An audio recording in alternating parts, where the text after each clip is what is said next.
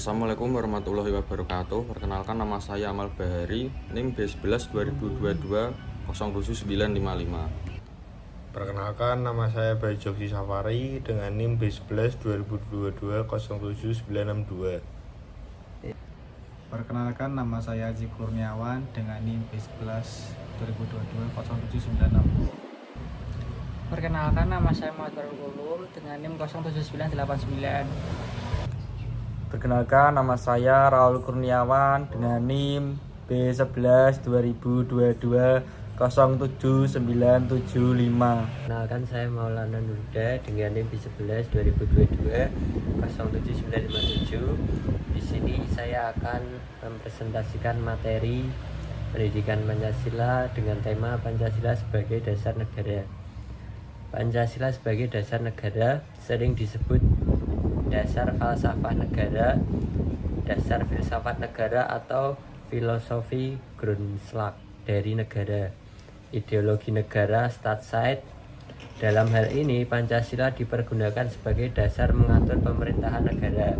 Dengan kata lain, Pancasila digunakan sebagai dasar untuk mengatur penyelenggaraan negara.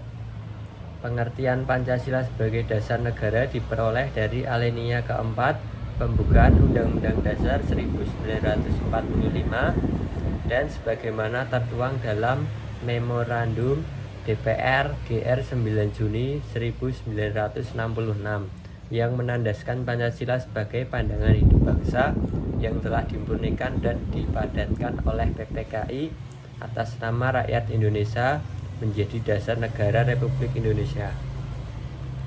Pancasila sebagai dasar negara. Arti Pancasila dijadikan sebagai dasar untuk mengatur penyelenggaraan pemerintahan negara. Pancasila menurut ketetapan MPR nomor 3 /MPR /2000 merupakan sumber hukum dasar nasional. Pada tanggal 29 Mei 1945, Mr. Muhammad Yamin mengemukakan pikirannya tentang dasar negara yang terdiri dari 1. Peri kebangsaan, 2. Peri kemanusiaan, 3. Peri ketuhanan, 4. Peri kerakyatan, dan 5. Kesejahteraan rakyat. Setelah berpidato, Mr. Muhammad Yamin menyampaikan usulan secara tertulis mengenai rancangan Undang-Undang Dasar Republik Indonesia. Dalam rancangan Undang-Undang Dasar itu tercantum pula rumusan 5 asas dasar negara sebagai berikut. 1. Ketuhanan yang Maha Esa, 2. Kebangsaan Persatuan Indonesia, 3. Rasa kemanusiaan yang adil dan beradab, 3. Kerakyatan yang dipimpin oleh hikmah kebijaksanaan dalam permusyawaratan perwakilan, dan 5. Keadilan sosial bagi seluruh rakyat Indonesia. Di sini saya akan melanjutkan presentasi dari Maulana Nurda. Pada tanggal 31 Mei 1945, Profesor Dr. Supomo tampil berpidato di hadapan sidang BPUPKI. Dalam pidatonya itu beliau menyampaikan gagasannya mengenai 5 dasar negara Indonesia merdeka yang terdiri dari 1. Persatuan, 2. Kekeluargaan, 3. Keseimbangan lahir batin, 4. Musyawarah, dan 5. Keadilan rakyat.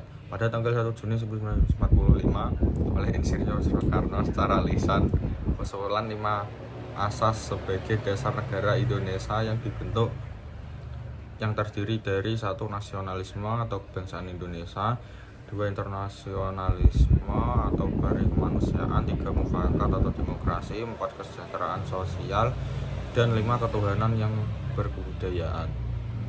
Pancasila sebagai dasar negara kita dirumuskan dari nilai-nilai kehidupan masyarakat Indonesia yang berasal dari pandangan hidup bangsa yang merupakan kepribadian bangsa, perjanjian leluhur, serta tujuan yang hendak diwujudkan. Karena itu Pancasila dijadikan ideologi negara. Pancasila merupakan kesadaran cita-cita hukum serta cita-cita moral luhur yang memiliki suasana kejiwaan serta watak bangsa Indonesia. Melandasi proklamasi kemerdekaan Republik Indonesia 17 Agustus 1945. Untuk mewujudkan tujuan proklamasi kemerdekaan, maka Panitia Persiapan Kemerdekaan Indonesia (PPKI) telah menetapkan Undang-Undang 1945 merupakan hukum dasar yang tertulis yang mengikat pemerintah, setiap lembaga atau masyarakat warga negara dan penduduk Republik Indonesia pada tanggal 18 Agustus Agustus 1945, sehari setelah proklamasi kemerdekaan tersebut. Pembukaan Undang-Undang 1945 dalam hubungannya dengan batang tubuh Undang-Undang 1945 mempunyai kedudukan. 1. Hubungannya dengan tertib hukum Indonesia. Maka pembukaan Undang-Undang 1945 mempunyai kedudukan yang terpisah dari batang tubuh Undang-Undang 1945 sebagai pokok kaidah negara yang fundamental. Pembukaan Undang-Undang 1945 mempunyai kedudukan lebih tinggi daripada batang tubuh Undang-Undang 1945. Pembukaan Undang-Undang 1945 merupakan tertib hukum tertinggi dan mempunyai kedudukan yang lebih tinggi. 3. Pembukaan merupakan pokok kaidah negara fundamental yang menentukan adanya undang-undang dasar negara tersebut sumber hukum dasar. Pembukaan Undang-Undang 1945 mengandung pokok-pokok pikiran yang akan diwujudkan dalam pasal-pasal Undang-Undang 1945. Saya akan melanjutkan dari amal. Makna pembukaan Undang-Undang 1945 dalam perjuangan bangsa Indonesia. Yang pertama, pembukaan yang telah dirumuskan secara padat dan khidmat dalam 4 alinea itu. Setiap alinea kata-katanya mengandung arti dan makna yang sangat dalam, mempunyai nilai-nilai yang universal dan lestari. Yang kedua, universal, karena mengandung nilai-nilai yang dijunjung tinggi oleh bangsa-bangsa beradab di seluruh muka bumi. Yang ketiga, lestari, karena mampu menampung dinamika masyarakat dan akan tetap menjadi landasan perjuangan bangsa dan negara selama bangsa Indonesia tetap kepada negara proklamasi 17 Agustus 1945. 3. Penjabaran Pancasila dalam batang tubuh Undang-Undang 1945. Makna-makna yang terkandung dalam Pancasila. Yang pertama, ketuhanan yang Maha Esa. Lambang sila pertama adalah bintang. Bintang dimaksud sebagai sebuah cahaya, mengandung makna nur. Bintangnya memiliki 5 sudut maksudnya yang menerangi dasar negara yang 5 dan tujuan negara yang 5.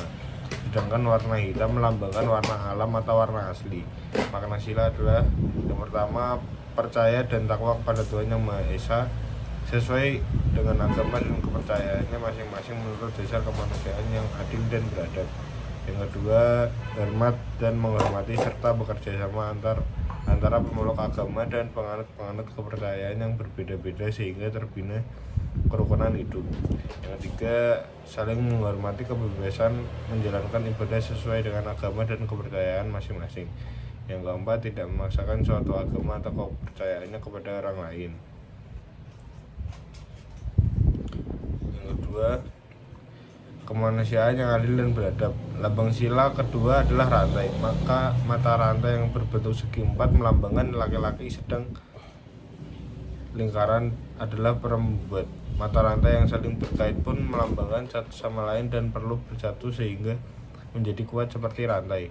Makna sila adalah yang pertama, mengakui persamaan derajat, persamaan hak, dan persamaan kewajiban antara sesama manusia. Yang kedua, saling mencintai sesama manusia.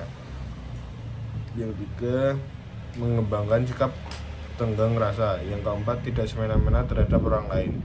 Yang kelima, menjunjung tinggi nilai kemanusiaan. Yang keenam, gemar melakukan kegiatan kemanusiaan. Yang ketujuh, berani membela kebenaran dan keadilan. Yang terakhir, bangsa Indonesia merasa dirinya sebagai bagian dari masyarakat dunia internasional dan dengan itu mengembangkan sikap saling hormat, menghormati, dan bekerja sama dengan orang lain. Baik, saya akan melanjutkan presentasi dari teman saya. Yang ketiga yaitu ada Persatuan Indonesia. Lambang sila ketiga adalah pohon beringin. Pohon beringin merupakan pohon yang besar di mana banyak orang bisa berteduh di bawah naungan negara Indonesia. Selain itu, pohon beringin memiliki sulur dan akar yang menjalar kemana-mana, namun tetap berasal dari satu pohon yang sama. Seperti halnya keragaman suku bangsa yang menyatu di bawah nama Indonesia. Maka sila ini adalah A. Menjaga persatuan dan kesatuan negara kesatuan Republik Indonesia. B. Rela berkorban demi bangsa dan negara. C. Cinta akan tanah air. D. Berbangga sebagai bagian dari Indonesia. E. Memajukan pergaulan demi persatuan dan kesatuan bangsa yang berbineka tunggal ika. Lalu kemudian yang keempat yaitu ada kerakyatan yang dipimpin oleh hikmat kebijaksanaan dalam permusyawaratan perwakilan. Lambang sila keempat adalah kepala banteng. Kepala banteng merupakan hewan sosial yang suka berkumpul seperti halnya musyawarah di mana orang-orang harus berkumpul untuk mendiskusikan sesuatu. Makna sila ini adalah yang pertama A, yaitu ada mengutamakan kepentingan negara dan masyarakat. B, tidak memaksakan kehendak kepada orang lain. C, mengutamakan budaya rembuk atau musyawarah dalam mengambil keputusan bersama. D, berembuk atau bermusyawarah sampai mencapai konsensus atau kata mufakat diliputi dengan semangat kekeluargaan. Lalu kemudian yang kelima yaitu ada keadilan sosial bagi seluruh rakyat Indonesia. Lambang sila kelima adalah padi dan kapas. Padi dan kapas merupakan kebutuhan dasar setiap manusia, yakni pangan dan sandang sebagai syarat utama untuk mencapai kemakmuran yang merupakan tujuan utama bagi sila kelima ini. Makna sila ini adalah yang pertama yaitu bersikap adil terhadap sesama, menghormati hak-hak orang lain, menolong sesama, menghargai orang lain, dan melakukan pekerjaan yang berguna bagi kepentingan umum dan bersama. Saya akan melanjutkan dari teman saya. Selanjutnya ada batang tubuh Undang-Undang Dasar 1945. Yang A ada pengertian batang tubuh Undang-Undang 1945. Arti batang tubuh Undang-Undang 1945 ialah peraturan negara yang memuat ketentuan pokok dan menjadi salah satu sumber daripada perundang-undangan lainnya yang kemudian dikeluarkan oleh negara itu. Yang B, isi batang tubuh Undang-Undang 1945. Batang tubuh Undang-Undang 1945 terdiri dari 1. 16 bab, 2. 37 pasal, terbagi 5 bagian antara lain.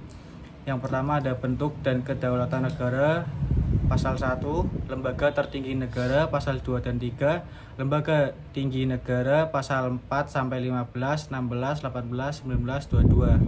Unsur-unsur kesejahteraan negara, pasal 23, 29, 31 dan 37.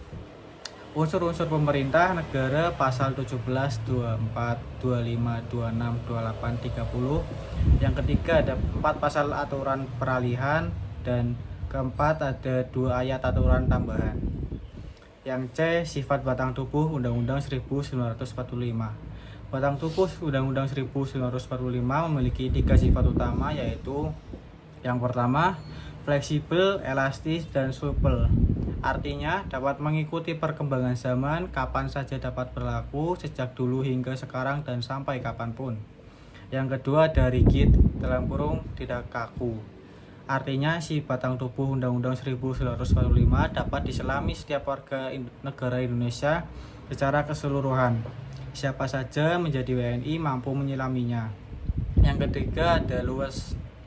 Maksudnya dapat dilaksanakan oleh setiap warga negara Indonesia di semua tempat, di sembarang ruangan, dan di mana saja dapat dipraktekkan. Yang keempat ada implementasi Pancasila dalam pembuatan kebijakan negara di berbagai bidang. Beberapa penerapan implementasi Polestranas, Politeknik Strategi Nasional dalam berbagai bidang berikut ini adalah contohnya. Contoh implementasi yaitu ada A. Bidang hukum, B. Bidang ekonomi, C. Bidang politik, D. Bidang pertahanan dan keamanan. A. Implementasi politik dan strategi nasional di bidang hukum. Mengembangkan budaya hukum di semua lapisan masyarakat untuk terciptanya kesadaran dan kepatuhan hukum dalam rangka supremasi hukum dan tegaknya negara hukum. Selanjutnya saya akan melanjutkan presentasi dari teman saya. Nama saya Raul Kurniawan. Yang B, implementasi politik strategi nasional di bidang ekonomi. Yang pertama ada mengoptimalkan peranan pemerintah dalam mengoreksi ketidaksempurnaan pasar. Yang kedua, mengupayakan kehidupan yang layak berdasarkan pada kemanusiaan yang adil bagi masyarakat. Yang ketiga, mengembangkan perekonomian yang berorientasi global sesuai kemajuan teknologi dengan membangun keunggulan di setiap daerah. Yang C, ada implementasi politik strategi nasional di bidang politik. Yang pertama ada memasyarakatkan dan menerapkan prinsip persamaan dan anti diskriminatif dalam kehidupan bermasyarakat, berbangsa dan bernegara. Yang kedua ada membangun bangsa dan watak bangsa, menuju bangsa dan masyarakat Indonesia yang maju, bersatu, rukun, damai, demokratis, dinamis, toleran, sejahtera, adil, dan makmur. Yang D ada implementasi politik strategi nasional di bidang pertahanan dan keamanan. Yang pertama ada meningkatkan kualitas profesionalisme Tentara Nasional Indonesia, meningkatkan rasio kekuatan komponen utama, dan mengembangkan kekuatan pertahanan keamanan negara ke wilayah yang didukung oleh sarana, prasarana, dan anggaran yang memadai. Yang kedua ada memperluas dan meningkatkan kualitas kerja sama bilateral bidang pertahanan dan keamanan dalam rangka memelihara stabilitas keamanan regional dan berpartisipasi dalam upaya pemeliharaan perdamaian dunia. Sekian presentasi dari kelompok kami. Terima kasih. Assalamualaikum warahmatullahi wabarakatuh.